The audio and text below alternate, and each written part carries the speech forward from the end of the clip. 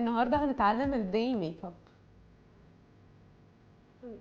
اماندا باليت للحواجب، ماك بلاشر، ماك ايلاينر جل، سيفورا ليب ستين نمبر 13، الاي شادو باليت بتاعت اوربان ديكي شيري.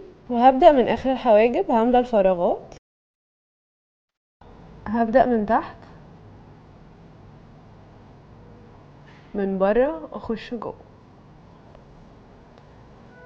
مش هزود باودر تاني عشان مبقاش تقيل، لانه كده كده من الجنب لازم يبقى تقيل، وكل ما دخلت جوه بيبقى خفيف عشان يبان انه ناتشرال بما انه داي ميك اب. الناحية التانية هعمل نفس الحاجة من الطار،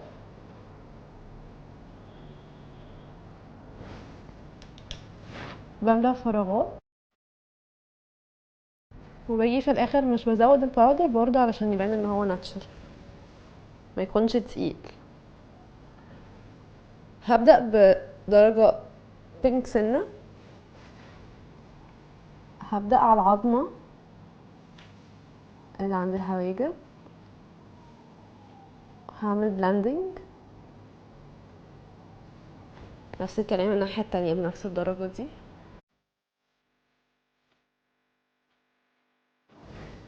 نفس الفرشة هاخد اخر درجة غامقة سنة هحطها على الكورنرز، وهدخل شوية لجوه، هزود تاني في الكورنرز، وهخش جوه العين سنة.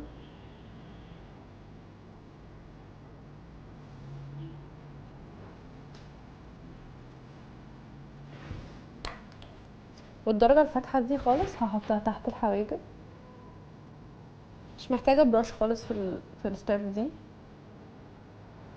وهزود جوه العين،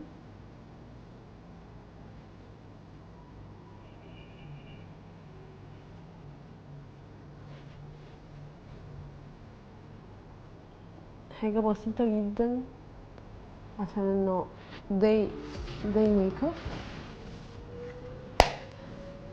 بعدين هاخد الماسكارا الميبيلين،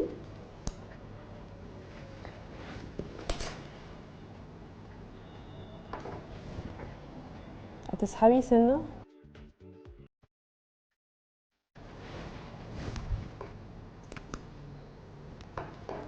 الناحية التانية برضو، مش بتغمضي عينك ولا بتبصي تحت، بتبصي لنفسك في المراية. وبعدين الرموش اللي تحت وكأنك بتسرحي بالظبط الرموش. انا غالبا وقعت شوية تحت، مش مهم.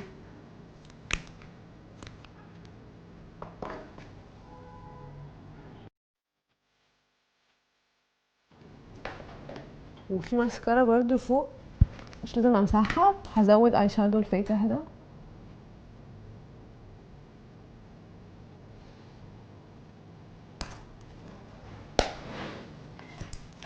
هحط بلاشر، حاجة بسيطة جدا.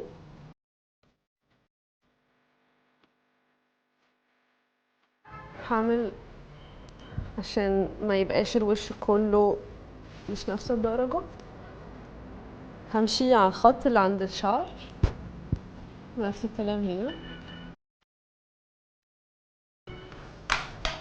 اخر حاجة هحط لبستيك،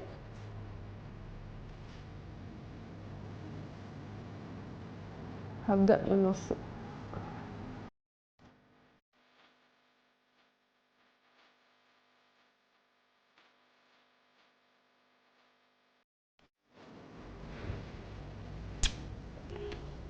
هزود كح خفيف بالماك ايلاينر جل،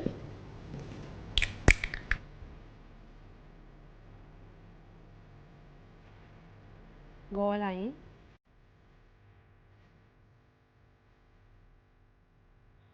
اخر حاجة بس هسرح الحواجب،